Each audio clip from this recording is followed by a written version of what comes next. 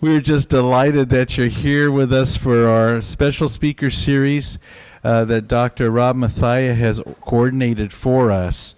And the title of this is Lament as a Way of Confronting Racism. When I first started to talk to Dr. Rob about this particular presentation, we were just so invigorated and excited about bringing in our researchers to share their, not only perspectives, but what they have been learning through their research. I was talking to Professor Paul Cack just the other day, telling him about this particular session, and he got all excited. He said, "That's what faith integration is all about." And so I echo that sentiment. And so thank you for the time that you're taking. And I know that Rob will probably say more about our presenters and our panel in a moment, but we have Abigail Gaines, lead pastor from Vineyard Church, with us today. Could you give Abigail a round of applause, please? We also have Tamala Kelly, senior pastor of the Purpose Church, and give her a round of applause. And, Brian.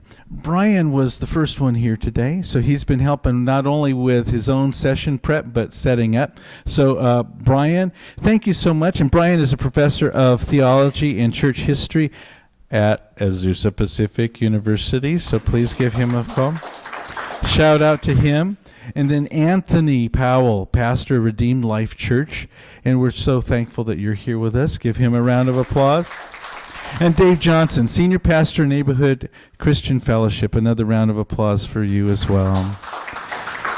All of our researchers have taken extra time to be with us today, and we're blessed that they have not only been part of the research, but have taken the time out to share with us today, and we grow from you, each one of you. I want to say a special thank you to Richard for setting this up, and for Mika, who is also helping. She's on the video in the back. In the fall of 2017, those of you who have been around on the APU campus know that there were a series of racist events that emerged. One in particular involved the N-word being written in marker on a car, and later that turned out to be not what it appeared to be. It was more complicated. But that and other events raised some really crucial conversations on this campus about ways that racism is present in our midst. And it raised lots of conversations for students and faculty and staff of color, and gave them and was a catalyst for some of those stories to be heard. Well, at that time, Brian, wave to keep identifying yourself, Brian Luhioyo and I were teaching a class in the seminary on Christian ethics. And so we went into the classroom and said, what do you think? How might we as a seminary respond to what's going on our campus? How might we offer a theological response? And out of that, we put together a campus-wide worship service of lament. Some of you may have been around and attended that. And it was held in the Outdoor Wind Amphitheater over here. And it was a powerful evening together. Out of that experience, a month or two later, we saw an opportunity for a Louisville Institute Collaborative Inquiry Grant. And we applied for that to continue looking at this topic of lament as a way of addressing racism. But we wanted to think about what specifically might that look like in a congregational context. We wanted to bridge from what we were doing in the university to the congregational context. And Audrey Yo, who's here, was influential, big help in putting that grant proposal together. So we appreciate that. So we put together a team. We have 4 pastors, 4 academics, and to work with this question: how might lament serve congregations as an anti-racist practice? And Richard already gave some introductions of our team, so I won't reintroduce them. I'll just say Jessica Wong isn't here, but we're going to show a little 3-minute video that she contributed, and John Ragsdale is out of state as well, but they are part of our team. Going on. So I want to give you just a quick overview of the process, and then we're going to get into sharing what we've learned and sort of the more interesting personal piece. But let me give you the framework, kind of 3 phases to what we did. The first phase involved reading, group processing, and journal entries. We read a bunch of books. Dave has brought those and put them on a table somewhere in the back. So if you want to look through those, they're on the very back counter. If you want to look through those afterwards and have a look at what we were reading, that's there. So these were half-day of meetings throughout over about 9 months where we would discuss and read and wrestle and chew on different ideas and talk from different perspectives. As you can see, our group was pretty diverse, and so we had lots of powerful discussions. As we got to know each other better, we could be more and more forthright and honest. And I want to give you, I mentioned Jess Wong, who isn't with us, but she put together just a little 3-minute video to show you the kind of things we were talking about and learning about. And this was one of the things that, this is just a sample. She's talking about the black-white spectrum and how that became established. So. Hi everyone, I'm really sorry I can't be there. My name is Jessica Wong. I'm an assistant professor of systematic theology at APU, and teach on the area of race and theology and visual theory actually. So one of the things that I was invited to present to you this afternoon, is the concept of the spectrum of race. And so oftentimes when we talk about the problems of race in the US in particular, we're oftentimes having a binary conversation between black and white. And the question is, and the question for me as an Asian American woman, as a Chinese American woman is, where do I belong in this conversation? And how do my experiences of racism, how do they fit into this larger conversation about kind of the structures of race? And so one way we can understand that is within the US, there is kind of a general sense, and we can go into the kind of background of why this is and how it's linked to kind of developments during the colonial period. But I'm going to save you guys all of that. But there's a sense that there is a goodness that is attached to whiteness. So we could say white is good.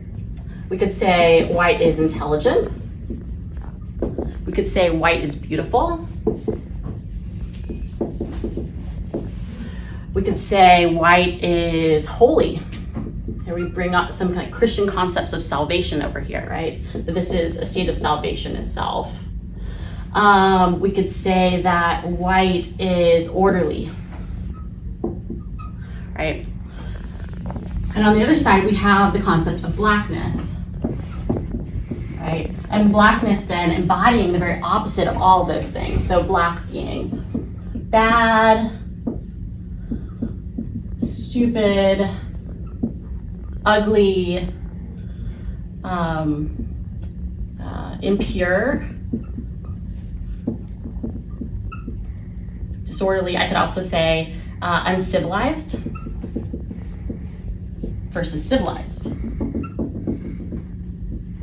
right? Okay, so this is the spectrum that we're working with, right? And there's a general sense in the US, there's kind of a movement toward whiteness, right? We want to achieve whiteness. Whiteness is an accomplishment. I mean, you think about this with, we oftentimes today we think about race and we're like, well, race is kind of based on how you look. Well, yes and no, right? On one hand, it is aesthetically determined, but on the other hand, it is culturally wedded.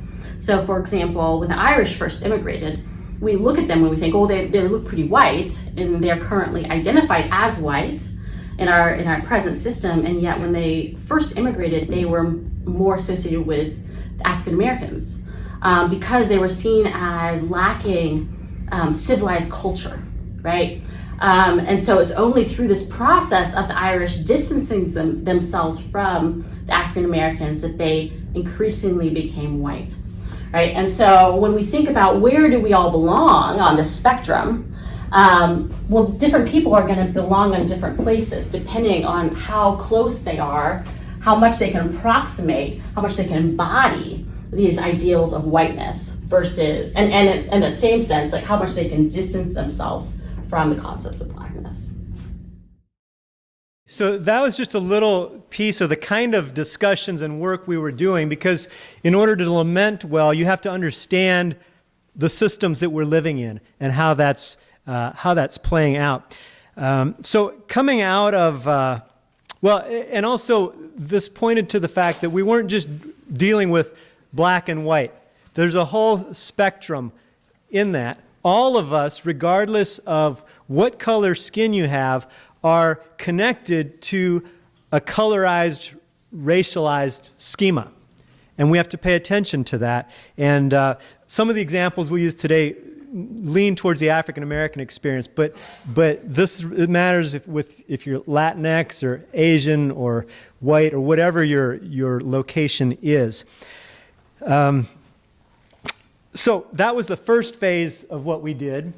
And in the second phase, we put together 2 one-day church summits. The first summit involved a bus tour around LA to a couple sites that helped us remember racism in our geographic location, a stop at the Watts Community Labor Action Committee, and they had a museum there that was particularly powerful related to the African American history in our country. And then down in the Alvera Street area, La Plaza de Cultura y Artes. And Brian, do you have a sample of that pamphlet? Brian put together an amazing pamphlet related to a bunch of places and cultures in LA. And Richard and his crew are going to make that available electronically, and would love for you to use that in classes, in your churches, just even with your family to tour some of these places. The second part of the second church summit involved a full day, another Saturday at Dave Johnson's church. And we had, for both of these, we had about 40 church members from the 4 churches that our pastors are from. And that second summit in the morning, we had some teaching sessions around racism and some around lament. After lunch, we moved into a worship experience that had a number of elements related to lament, and then some debriefing related to that. And then in the third phase right now, we're reporting out. So we're putting together some video stuff, some curriculum, writing articles, and doing presentations like this. And so that's just a quick overview of the framework, but now I want to get into the kind of the more interesting stuff of hearing from our team to share some of what we've learned and some of what we've experienced in this process of looking at lament as an anti-racist practice. So Anthony's going to get us started. Yeah, there's so many things that I got from the process of being a part of this team that I was grateful for. A couple things that surprised me. One is as we came together as 4 pastors and academics, getting into a room where we could create, whether we even found it hard to articulate, a brave space, a safe space. What does that even mean? Is a space ever really safe or brave to share our perspective on racism? And so I was really grateful for the time. Like, we've been together for well over a year now, but really noticed, like, it was actually through that process of time spent together that we actually began to get real, because it became more about an issue, and it became about the community and knowing one another and caring for one another and being willing to lean into somebody else's perspective on race. So that stood out to me. It was my first time being a part of an action research where not only are you the researcher in terms of conducting research on others, but you're actually a part of that research, which was really cool for me. As a pastor and a practitioner, I was interested in how is this going to impact me pastoring a church. And talking about the conversation of race. And then as a black man, as you've noticed, I noticed how hard it was for me to engage in the conversation of race, and I'm black. And so I was really taken back by just a new sense of perspective about how much more, in my perspective, that could be difficult for somebody who's not of color, but who wants to be involved in the conversation and what it takes to create a conversation. So that was really interesting to me. And then also just some lack of awareness in terms of the level of racism that still exists, whether someone might be considered because of the oversaturation of us hearing about race or the undersaturation. But as I began to share my experience of today, of 6 months ago in the city of Glendora, having a racist act against me in a flower shop where someone did not want to serve me or help me with the same amount of zeal that they did the Caucasian person that was in front of me, because I look like this, I dress like this, I realize I have dreadlocks and an earring, and made some pretty blanket assumptions about whether or not I knew what I was going to get as I was trying to buy a corsage for the father-daughter dance for my girls' 8th grade dance. That allowed me to leave, made me leave that establishment without purchasing anything because of just the way that I was treated. And just to see that on some faces, especially those that are of my race, like that wasn't a surprise, but to many, it was an absolute shock. I was like, oh no, this is still real. This is still happening now. And the conversation needs to keep going forward so that we can create those spaces where we can talk about race. And then what is the involvement of the church? That's what I'm passionate about as a pastor in the faith community. How do we create an environment where we can talk about this, share about this, and then how does lament weave into that? What does that look like as an anti-racist practice, and giving the opportunity for us as a team to practice it, but also to lead others in that was huge and great. And I know something that has already reaped some dividends for me as I'm pastoring a church in the city of Azusa with this new knowledge and understanding. All right, am I on? All right, well, I wrote the key things down because I know I have the propensity to ramble. But thank you, because you gave me some of your minutes, I think, right? Yeah. So for me, this journey began with really discovering my own narrative within this bigger narrative that is racial pain. The first thing I had to do in this journey was I had to assess my own emotional and cognitive disconnect to the narrative of racial pain. Being completely honest, racial pain seemed to be this kind of insurmountable challenge that I, as a white woman, felt some element of responsibility to heal. Yet I had absolutely no idea how to connect any sort of helpful, authentic, or truly compassionate response to it. Why? Because I came to discover that I had not done due diligence with the embodied presence of the narrative of racial pain within my own life. So Kathleen O'Connor, she's one of the scholars that we read, she postured that to extend a gentle reception to the pain of others, we need familiar knowledge of our own grief, anger, and doubt. She writes that denial not of guilt but of pain contributes to the racial divide in the US. So I had to ask myself that if I'm lacking in authentic, compassionate responses to racial pain, have I been honest enough with the truth of my own embodied pain? So taking an honest look, where does my pain dwell as a white American evangelical Christian?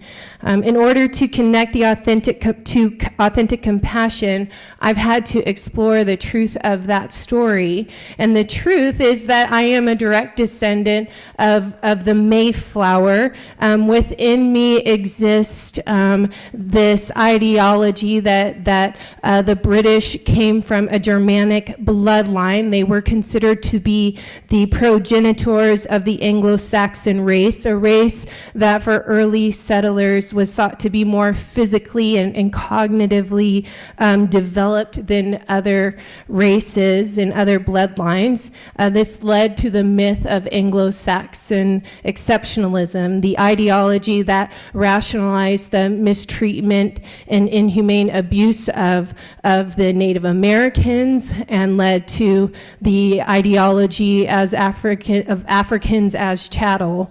Along with this bloodline was a Protestant affiliation. Therefore, being white meant being Christian, and being Christian meant being white. And this ideology of exceptionalism was handed down to me like an inheritance, generation after generation. So what does this look like generations later in me? Well, for me, I have never wondered whether or not my voice matters in a room. I've never questioned that. I've never really worried if my innocence would be defended, if I were truly innocent. I've never questioned whether or not I would be welcome in the neighborhood when I've moved in. I've never, as I've slowly perused the aisles of CVS, wondered if my activity there looked suspicious to anyone around me, or if I looked like I might be shoplifting. So the reality is, whether or not my voice truly does matter in the room, or whether or not I am actually guilty, or someone thinks I look suspicious, that's not really the point. The point is that I don't operate from this point of wondering at my center. The truth of my narrative is found in what I do and what I don't have to contend with and wrestle with. So what sadness can I grieve in the personal story that I contain? Is it reasonable to be able to grieve that my benefits, the benefits that I have received that are frankly out of my control, is it reasonable for me to grieve those? Let me tell you what has caused me tremendous grief as I've embraced my narrative. I grieve that within my blood is a story that has perpetuated brokenness. If we can pass down dysfunctions like addiction, we can pass down elitism. I can't be naive to this. I grieve that if we can pass down trauma in the brain and unhealed victimization, we can certainly pass down unchallenged exceptionalism. I want the dysfunctional cycle broken in me. I don't want to pass it down to my children. And I sincerely grieve that my religion has been defiled. Certainly I have received the revelation of the gospel that has changed my life in a personal way. But I want the Christianity that is rooted in subordination and elitism rooted out of me. I want undefiled and pure religion, and I grieve that any of this might come into the church with me as a pastor. And I grieve the relationships that have been robbed from me as a result of this brokenness, the ways I have unconsciously and consciously felt threatened by people not like me, the ways this threat has broken the opportunity for true and meaningful relationships. I grieve that my African American daughter, who I adopted, looked at me when she was 7 years old very innocently and said, "Why are all brown people bad?" I grieve that. And in this process, I have wept and yelled. I have protested in anger that I want this crud, for lack of a better word, out of me. I want it out of me. I have had to dismantle the threat of taking ownership, which doesn't mean, taking ownership doesn't always mean that I have done something to inflict harm on somebody else consciously, but it's the willingness to deal ruthlessly with the pain of the brokenness that I embody. So that's what this process has meant to me.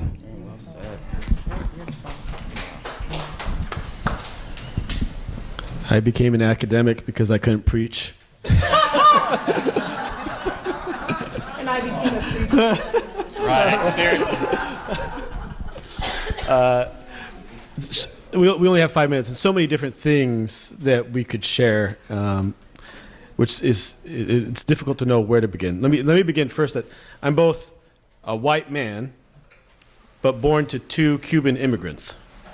All right, so I inhabit this space, in some ways have more power than a white man, because I can just switch, right? I'm Cuban American. I'm Cuban, right? And so some of that has been interesting, navigating that in the process. I mean, when we read Rudy Acuña's book, Anything But Mexican, it's kind of the narrative of Cuban Americans immigrating, saying, no, we're anything but Mexican, right? We're moving on that trajectory towards whiteness. So it's interesting for me as a Cuban male who's white, right, to enter in these spaces and see how I've used power in the academy, right, and have some special ability to use power in the academy because of that location, and also in other areas. And that's been through this process has been a good. It's been a good thing to reflect on. To think about lament, also kind of that whiteness scale. In the process, I remember a few years ago, and maybe some of you remember, at SPU, there was a shooting on campus. And the dean of the School of Theology at the time was asked, we need to put together a service, but we don't have, what are the resources? And they had no laments in their kind of hymnal. They didn't know what to do. So somebody, from ethnomusicology, an African-American scholar, said, well, let's sing the slave spirituals. Which reveals, right, that we didn't have in some sense predominantly white spaces, white institutions. We also don't have the experience in our worship of kind of lament or lamenting. So in reflecting on what I was thinking about, because lament is an act of worship, right? It belongs as worship.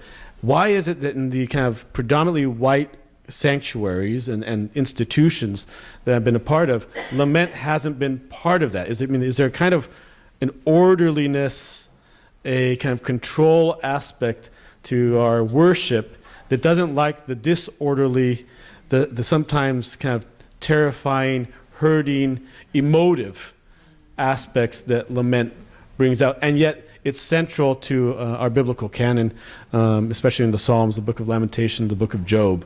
So what does it mean for lament to be an act of worship is one thing. Now, then, as a theologian, another thing that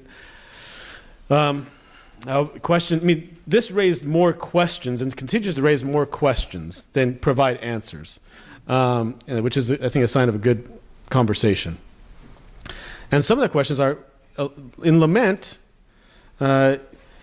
there's acknowledgement that in some ways God is absent, maybe asleep, maybe culpable. And so what does that mean for this work as seen as lament as an anti-racist practice theologically, and thinking about who God is kind of in this narrative kind of American Christianity, but Christianity in general, especially if you look in the kind of the colonial moment and the way that which the gospel kind of went abroad as a white gospel. Where was God in the midst of this? Where is God now? And those are questions. Now, lament also doesn't provide a theodicy, a systematic theology with answers, but it allows space in many ways to make God feel uncomfortable. And we're not, especially evangelicals, we're not used to trying to kind of make God feel uncomfortable and being honest.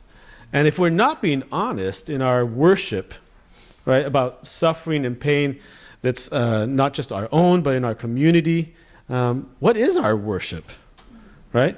Is it something that we're trying to control, be orderly? This is what it is. I mean, in the end, one of the questions is predominantly a lot of evangelical worship just white worship. So those are just questions. Now white not being, in kind of the schema thing that, like, as immigrants, all immigrants coming into this nation are always trying to see where power is, whiteness, and we kind of try and pursue it and lean into that.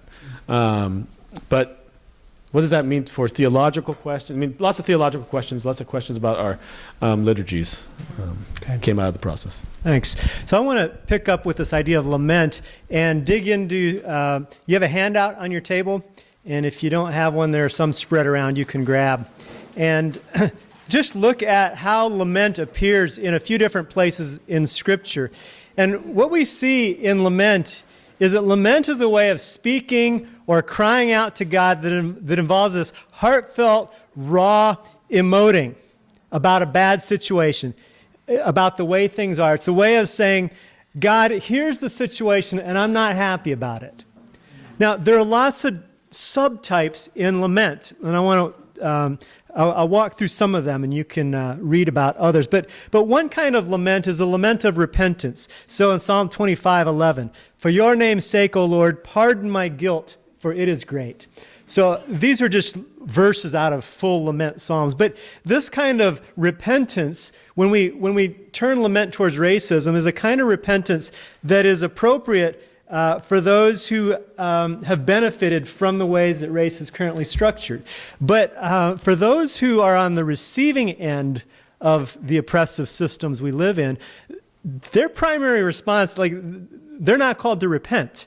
There are other types of lament that probably are more helpful or more appropriate. There are laments of protection, like Psalm 25, abandonment. Listen to these words from Psalm 22. My God, why have you forsaken me? Right? Calling out in despair. And of course, these are the words on the lips of Jesus on the cross. He's quoting from Psalm 22.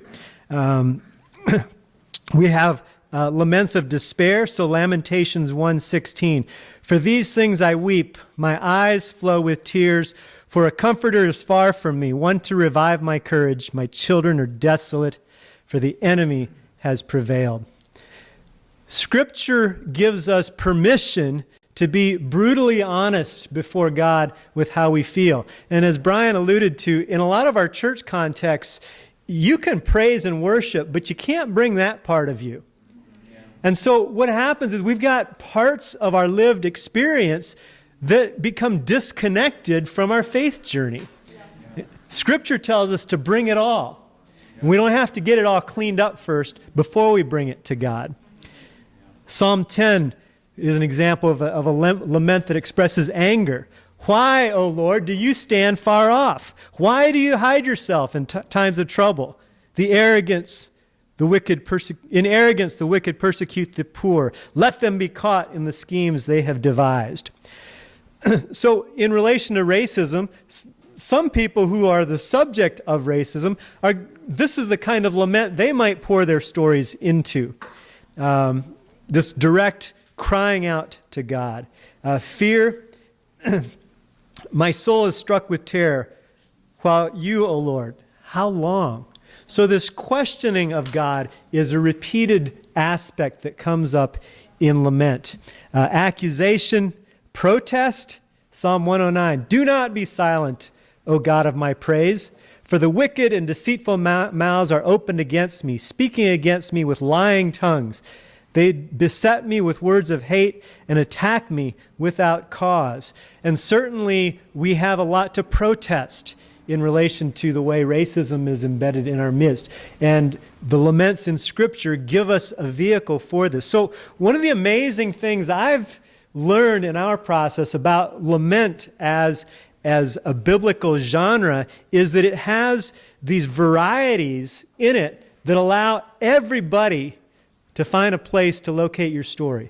Everybody has a way to come through lament to God. And I think that's a richness of the practice.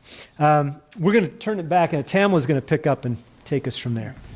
I just want to say, first and foremost, that I was so honored just to work with you all and to get to know you and to be on this journey. I think we all started this journey not sure exactly what it was going to look like. And of course, Rob didn't tell us how long we were going to be together. I asked him very clearly because I was working on my doctorate, and I said, okay, I don't have a whole lot of time, so I just want to know how long is, oh, don't worry, very unclear, 2 years later, you could fit it in. So, we're in our third year. And so that was smart. Good job in not telling us. What we were getting into, but I'm richer because of this journey. So for me, in terms of my experience with this process, I have to say that after we had spent so much time together with reading and discussing and pushing back and tears and just openness and rawness and that, we had a question of how is this going to translate to the people, because we still had to do the summits, and how does this translate in real time, because we know what we were getting out of it, and quite frankly there were some times of confusion of what are we doing. Am I supposed to say that? And so a lot of that was going on. And so here we are, we're having to come up with 2 summits, and what is that going to look like? And it's going to make a difference for the people in our churches. And so what I personally experienced, I went into Summit 1, and that was the field trip that we were going to be taking in Los Angeles. I went into that I can't say I was really hopeful in terms of how that was going to translate. And so we load the bus and we're getting ready to go downtown.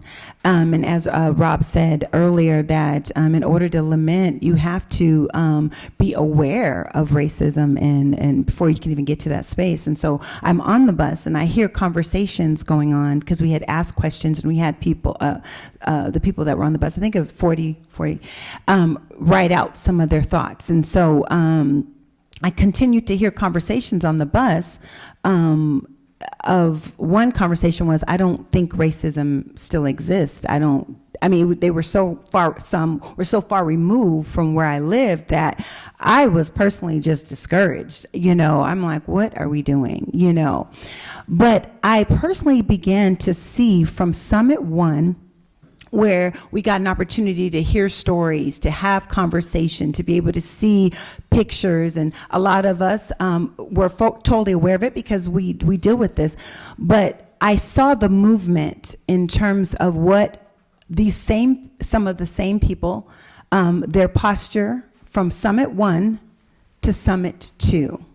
And by the time, so I actually saw real movement in real time, real openness, real dialogue, real connection to what was going on. From Summit 1, there being a clear disconnect. This is not for everyone, but for some, a clear disconnect, to moving to Summit 2. And Summit 2 is even hard to explain what went on there, but we had an opportunity to write lament. We got an opportunity to express lament with our bodies through dance and through voicing. And in Summit 2, we were able to actually hear real-time stories. And so I actually began to see, and I think we all did in some cases, where there were so much tears, so much connection, so much solidarity to the pain of others. And so that I actually saw that others being able to embody that pain. Does that make sense? And so I left hopeful because of that movement that we saw just within Summit 1 and Summit 2. I just want to piggyback on there before Dave goes. One of the things that was really important to me in the process was to think about, I really wanted to keep thinking, how does this benefit people beyond the white church? Because I'm not interested in a project that is going to help white people work through their stuff.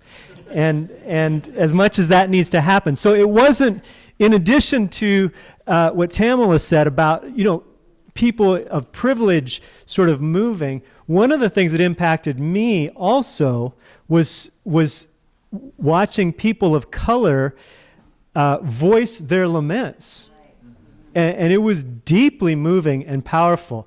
And I know, Anthony, you talked about that. I don't know if you want to add to that, because you talked some about that as we've debriefed. Having an opportunity to have that voice and be given a space where you could do that, I wrestled with, especially when we first were gathering, walking into the room, and how real can I get? Am I going to come off as the angry black man with a chip on his shoulder? Brother, you're just exaggerating. It ain't really like that. Like, calm down, son. Like, all those things were going through my head. And to actually be placed in a position where, like, okay, no, can I just share part of my story, part of my life, and some things that are going in within my context, and hear other people, brothers, sisters of color, share that as well, and feel the freedom and the liberation to actually be heard, but also then to honestly be ministered to by how deeply brokenhearted those who are on the outside were able to feel with me. So it became, all of a sudden, this pain became corporate, and it began to heal me in places. And I had to rethink about the way that I thought other people would encounter my story. And so that was powerful for me. Yeah, thanks. Yeah, I just want to talk for a second about how I kind of became engaged with the research.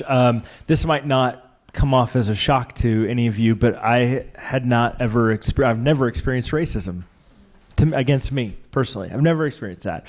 I'm joking about the shock. Obviously, clearly, you're not shocked about that.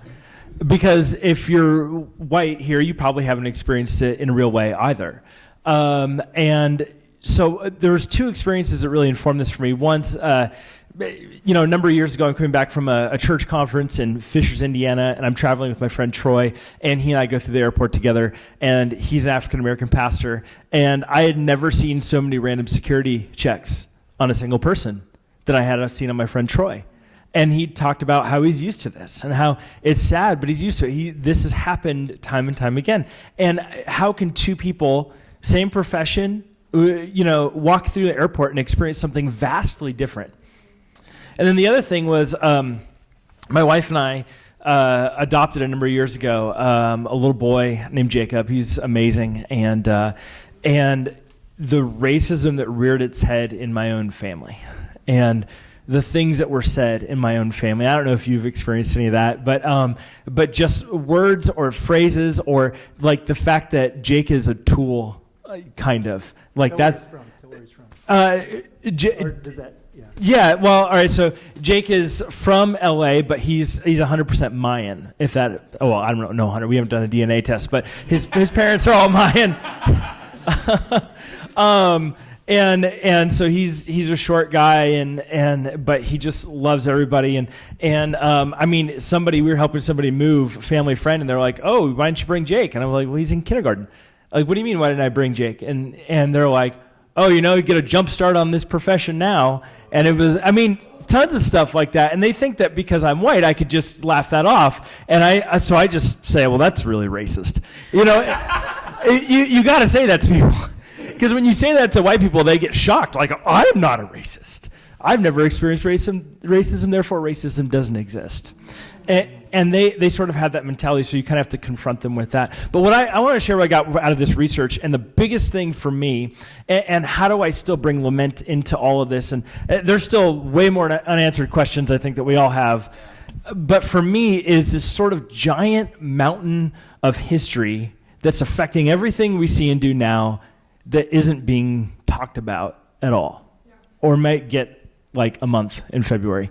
Right, but not even that much of it during the month of February gets told, and there's this criminalization of the black body, of anything like what Jess's presentation showed. We saw that so much, the spectrum of race. There's the whole idea. Abigail talked about the Anglo-American exceptionalism, the idea that white people have more value than like a black person or a brown person or a person of color, and where that all comes from.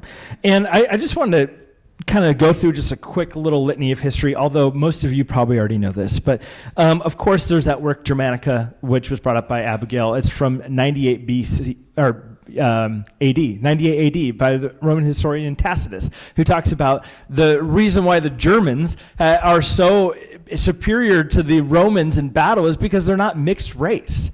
It's because they're ethnically pure. And this idea, we have no idea how much this is brought into white supremacy today, but this goes all the way back to Jesus' time. And it's this history that just sort of, it keeps stabbing us in the back when we keep looking at it. There's, in even America, black bodies were owned and sold as chattel. Once black bodies were free in America, if they did anything to violate a white person's sense of exceptionalism, there was lynching, and that was a common part of life, so common that white people posed in front of pictures, or in front of people who were being lynched for pictures that were sold widely in America. We found that song Strange Fruit was a result of that, if any of you know the song Strange Fruit. Jim Crow laws began to criminalize black behavior. There was the war on drugs, which we didn't get as much into in our research, but if you read the Michelle Alexander book, which probably many of you have been exposed to, you'll see that as well, the criminalization of the black body, to where today people of color, when there's something that happens to them, they're assumed criminal. Let's give just the perfect example of this is Trayvon Martin. When Trayvon Martin was killed, he had a pack of Skittles on him.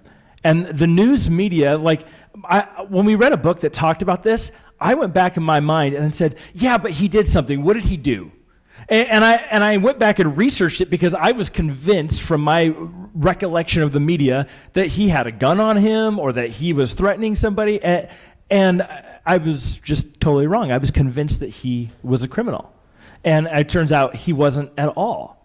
There's all this history of criminalization of the black body that is brought into this singular moment where a juror on that case actually said, had Trayvon Martin walked away, he would have been fine. So whose fault is it now?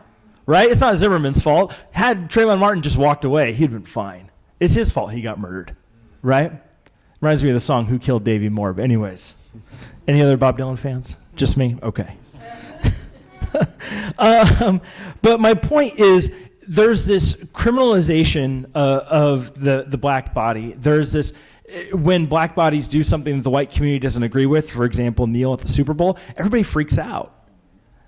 They freak out. Why? Because do black and colored bodies not have the autonomy of their own body? And so how do we bring this into the worship space, into white churches who largely don't want to talk about this history? My church doesn't want to talk about this history. How do we bring this into our space of worship? How do we lament about this? And how do we have open and remember honestly? You know, it's a very difficult thing. And then the last question I have, and I know I'm at time, but what's the state of our fellowship when we don't have these conversations? What's our state of the fellowship in the church? Just leave that as a lingering question. Yeah. Thanks, Dave. So as part of taking this into our congregations, we want to give you some examples. So first, Brian is going to read one. Do you want to come up here and read it, or you want to read it from there? This is a lament that was written as part of from our team, and we're going to give you some examples and talk about ways we can bring this to life in our congregations. So this was a lament written by a member of the team. It was last summer, I think they were written, so it references events that were taking place at that point. It's called A Lament to the God of the Exodus. God of the Exodus, you once led your people out of oppression into a new future marked by abundance. I wonder how long that memory is supposed to sustain us. Escaping gang violence in Tegucigalpa, surviving from Chiapas to Chihuahua, crossing the Rio Grande, but this is not the promised land. You once swept away pursuing authorities, but now the authorities separate parent from child. Why not protect again? Why not more manna in the wilderness? What have these sisters and brothers done to deserve such pain and suffering? Where is God at times like these? And some reply, God is present with those who suffer, with those who are fleeing, with those who are afraid. God shares in their suffering. Sometimes I find comfort in this. But that is not a good enough answer for me now, God. Being present isn't enough. I want you to do something. Stop the violence. Stop the anguish of parents trying to provide for their children in a cruel and unjust world with no good options at hand. Stop the corruption. Stop the tortured choice of suffering here or suffering there. Feed the hungry. Create sustainable economies. Let children grow up slowly. Take away the nightmares. Pour out your justice on corrupt politicians and demonic drug lords. Create the conditions for bottom-up stability and equitable prosperity. God of the Exodus, you once led your people out of oppression and into abundant life. Will you do it again today? Thanks for reading that, Brian. So that's one, you can have invite people in your congregations to write laments that get shared in a worship space. I want to play you a video of a spoken word piece, and this isn't from a Christian context, but as we've noticed in our work, there are a lot of laments in popular culture. They don't get named that, and they're not connected to faith necessarily, but they're there. And so I think sometimes it's worth paying attention and then wondering, what if we lament like this, but connect it to our God? And so let's watch this 3-minute video.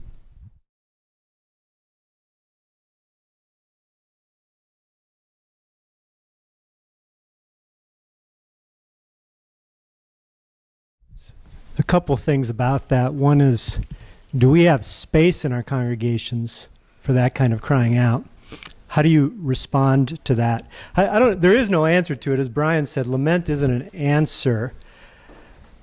But the other thing I want to say about this is, I think it reveals, for me, that one of the powers of lament is it brings us into an emotional space. I mean, for me, I've seen that video a lot of times. I'm very emotional every time I see it. It's not my story, but there's a humanity in that moves me. And lament moves us into that sort of emotional space. There's a place to argue about, policy. There's a place to learn the academic history of how racism played out. All of that's important. But where do we also move into that emotional space that's transformative? And I think lament is one of the things that does that. So again, I think this sort of thing in our community groups, he didn't mention God, but we could then talk about that. How do you relate God to what's going on here? We also want to share a couple examples. In our second church summit, in the worship time, people were invited to write their own laments. And so we want to share a couple of those just as other examples. These were written in just 5 minutes, and people were invited to put their story into lament related to racism. And so, let's see, Tamala, if you want to go first. O Lord, am I not good enough? Is my skin not good enough? Is my skin so dark that it offends? Or is my hair so unruly and nappy that it requires a law to be tamed? O Lord, where are you?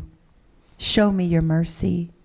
Show me your beauty so that I can see mine, because after all, I am made in your image. So this is a member of a congregation who has been led through a process. It wasn't a years-long process. It was a shorter process. And in the afternoon, in the space of a few minutes, put her story into this. Okay, so another one.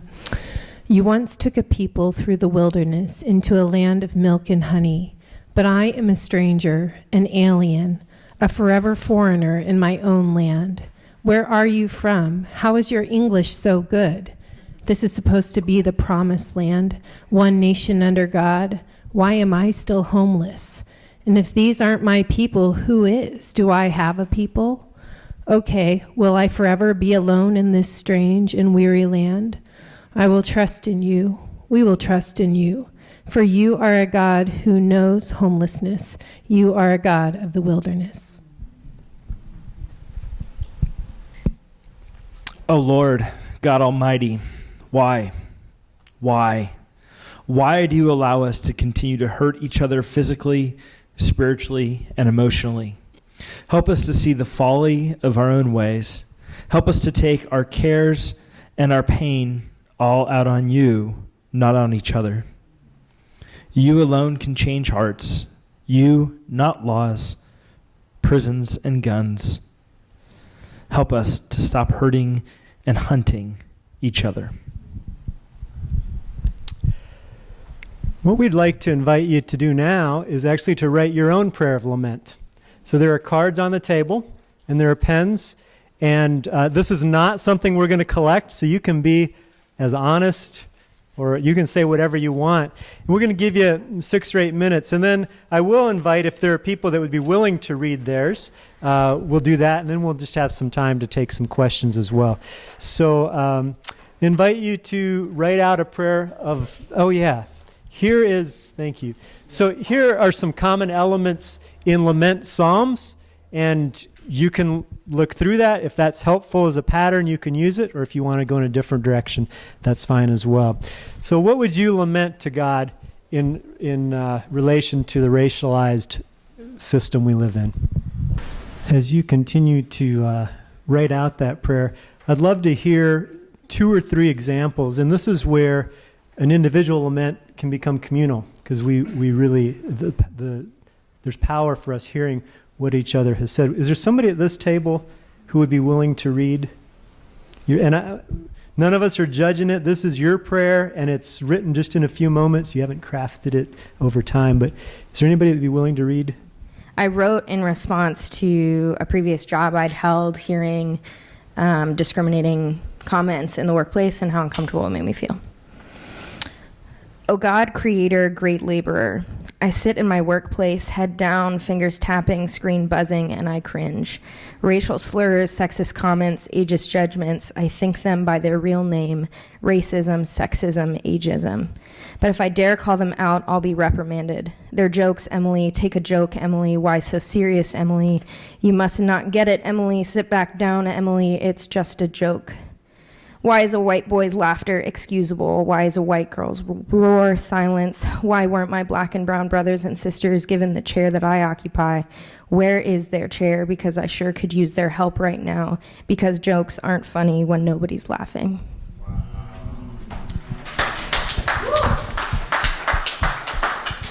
Thank you. One of the powers of lament, so at the very start, it's an address to God. And one of the powers here is the way lament connects our struggle with racism to God, right? It's done in our tradition, in the Christian tradition. Somebody else at this table, anybody willing to read one? This back table here? How about up here? Anybody? Yahweh, in the face of racism, inequity, and social injustice, I am wearied of your children who fail to see me as the Imago Dei you have declared each of us to be. Touch my heart so that it does not morph from one of flesh to one of stone. Sometimes these seemingly willful offenses deeply wound. I trust you to come to my rescue. Thank you.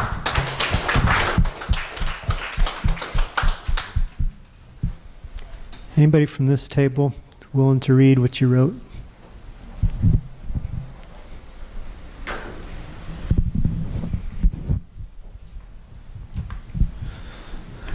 Unfinished. God of memories, mine and yours, I know I need to dig deeper to see and own my own unconscious racism. But I do know that I am part of a family, both biological and ethnic, whose blame is clear and present. And I hate that I stand in that lineage. Lord, help me not to stand for or with that which is woven into my spiritual genetics. Help me to fight the ism that I am predisposed to and to not pass it on to my children or my students.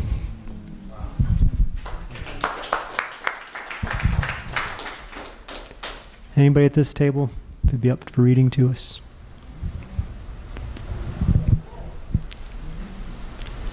Or anybody else in the room, anywhere, who's brave at this point?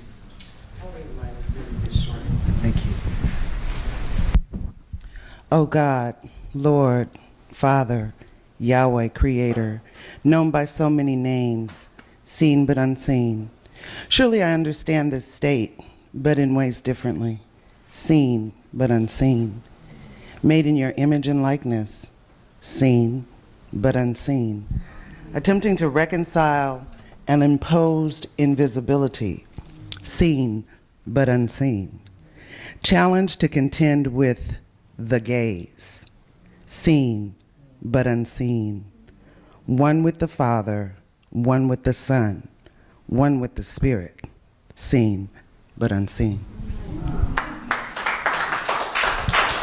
Thank you. Thank you so much. I think there's power in lament, and even in a short period of time, to be able to write these and share them is really meaningful. In the time we have left, I just want to open it up. If you have responses or questions that you'd like to bring to the team, we've got about 10 or 15 minutes left, and so we'll shift into that space. Yeah, Richard. Hi, thanks so much. Some time ago I read a book called Elusive Dreams, and in it it said interracial churches succeed first to the extent that they make white people comfortable. And it got me thinking about liturgy, about the topics that are included and excluded. I've been in members of two interracial churches over the last 20 years. Never heard a single sermon on Standing Rock, on wealth inequality, on climate change, on black queer folk, new Jim Crow, undocumented immigration, the life concerns of most brown and black people. So I wonder, it caused me in relation to that quote, is it too dangerous to raise that? Is the core problem the political economy of white or conservative evangelicalism that excludes certain topics so as to not make people uncomfortable, which would, of course, divide, potentially dissolve, and undermine the livelihoods of professional clergy? If you had a comment. This is something that I wrestle with, and something that I know that when moments come up for me behind the pulpit where I'm going to share a point of view about racism, that there will be fallout. When the Black Lives Matter movement came, I felt very directed by the Spirit of God to speak to the community. And I have a interracial church, very split down the middle. My wife's Latina, she speaks Spanish. We're like all across the spectrum. And I wasn't surprised, but I was prepared for it. So yeah, in a sermon illustration, I stood up on the platform and held a sign that said hashtag Black Lives Matter. And then my son, who was 8 at the time, who is biracial, stood up beside me and held a sign that said my life matters too. And I got it from every side. I got it from the black community within my church as my stand wasn't strong enough. Why did I pacify by having my son hold another side? And I got it from the other side of the community with people in my church that were unhappy that I brought it up at all. Like, but don't all lives matter, and isn't this about being the family of God? I still wrestle with that. I feel confident that I did what God asked me to do, and that I'm not saying I did it perfectly, but I realized how polarizing this issue is within the church, and something's got to change. Don't have the answer. I know for myself as a pastor in the pulpit, I'm trying to reimagine church and what those conversations need to look like. What I am proud of is that I took a step and we had the conversation. And that's what I felt called to do in the moment. But I agree with you and amongst so much of what you just said in terms of just, it's there, it's that elephant in the room, and I don't think the church, I'll speak for myself, I believe that the church can do a whole lot better. So I've been trying to process your question, and yes, the answer is it's yes. Of course, it's politically polarizing and difficult, and it costs sometimes to stand up and say things. And I just want to give you an example. Sometimes I think the power is not necessarily in saying something, although something has to be said, but in doing something. And this summer, starting around spring, there was a pretty heavy talk about the immigrants who are coming from all over Latin America coming up to the border. Is no secret. You guys have all heard it. And people in my church were saying, what's our stance on this as a church? Because we were actually doing a question and answer series during the time. And so somebody like literally had 5 questions saying, what's our stance on this as a church?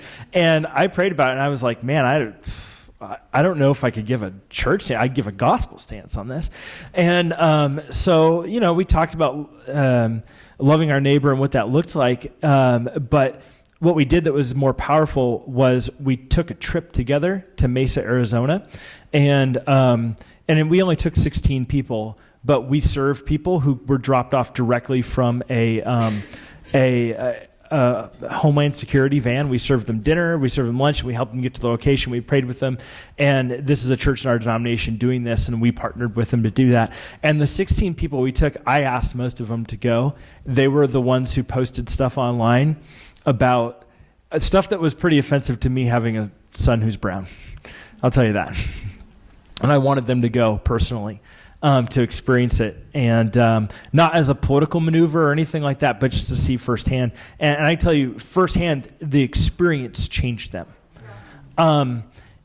That was more powerful than any sermon I would ever give on the matter. And sometimes I think we need to, as a church, to be willing to wade into, like, let's go find an experience and immerse ourselves in it.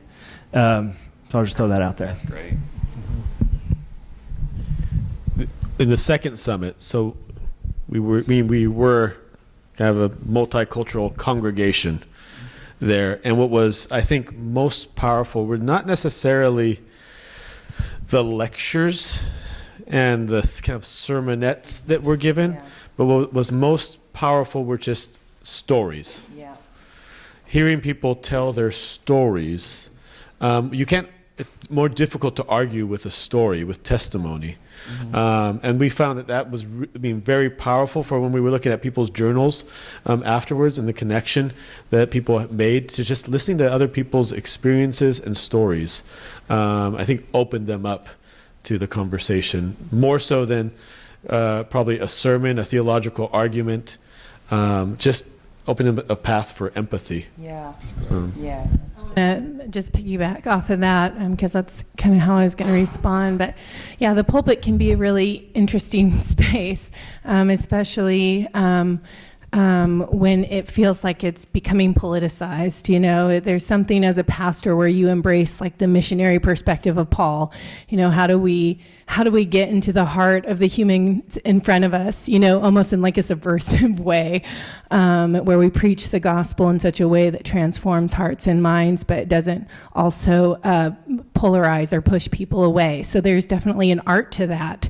You know, it's a Holy Spirit-led art, I like to say.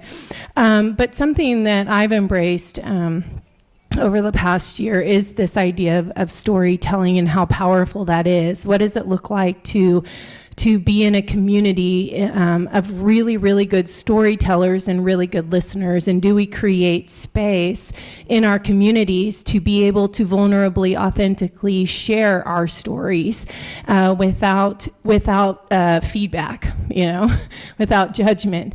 And so one of the just basic practices, I guess in a real practical way, practices that we adopted a little over a year ago is we transitioned a lot of our traditional life groups to what we call story table groups. And there's some in the room that know about these groups. And the story table groups, I mean, we have 3 of them running right now. There's about, 12 to 16 people, within each group. And they weekly get together over the course of, a period of weeks. And every time they eat a meal together, and every time there's a storyteller, and there's a way that they tell their a story within their story. And then there's a way that those around the table are encouraged to listen and to respond to their story. And what I've seen over the past year of doing these is these are diverse tables, all kinds of backgrounds and people. Is the stories that come out that have shaped the individuals around the table, and how those begin to make meaning of the lives of the people around them as they truly hear them. Because we're not just looking to reflect, how do I relate to that? We're looking to truly detect where the Holy Spirit has been at work in this person's life, through this story. And so, there's something so powerful to that, because these issues, that we take on as church communities tend to emerge in the individual hearts and lives of the people that are around those tables. And so until they're personal, until they're relatable, I mean, from the pulpit, you can preach, a way that you want somebody to think or feel about something, but until they sit across a table over a meal with somebody and they hear their story and how it's impacted them, sometimes it just feels like you're just pushing an agenda, it's not real. And so there is a kind of a way that you can do that, but that's been a practical way that we've been able as a community to nurture being known, and also to embrace the diversity of our congregation. And just as an example of a sermon related to this, I'm not saying this was a good sermon, but I did just preach a week and a half ago a sermon at my church on this kind of stuff, titled The Color of Racism and the Color of Baptism. And so if you want to listen to it to So you can improve on it, because I'm not suggesting it's a good example, but it's something, it might stimulate your thought. Our Pasadena Mennonite Church is the website. You can find it there. And I'm not the pastor, so I can like take these shots and let somebody else deal with the fallout. Other questions? Yeah. Oftentimes, the issue of racism, especially in a space like APU, gets pushback or the discussion of it. Even yesterday, I heard it raised that is it too soon to be introducing these concepts to like 18, 19-year-olds? But I contend that when I have students coming to me and they're presenting what these 18, 19-year-olds are doing to them, particularly Black students, what they're experiencing in predominantly white spaces, my argument is that no, it's absolutely not too early. Actually, it's really late now. So I'd like to know, when do you think it's appropriate? Because this is really late in the game when they're already doing heinous things to their classmates. Yeah. When do people need to start having these conversations?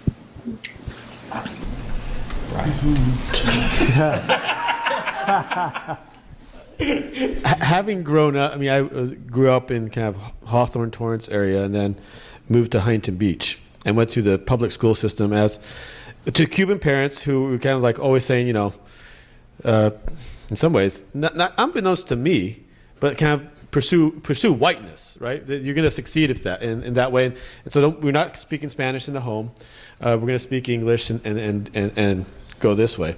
But in the school system and where I grew up, the narratives in February, but around racism was always somewhere else.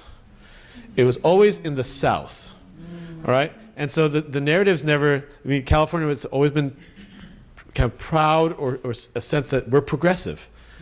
You know, we're woke or something, right?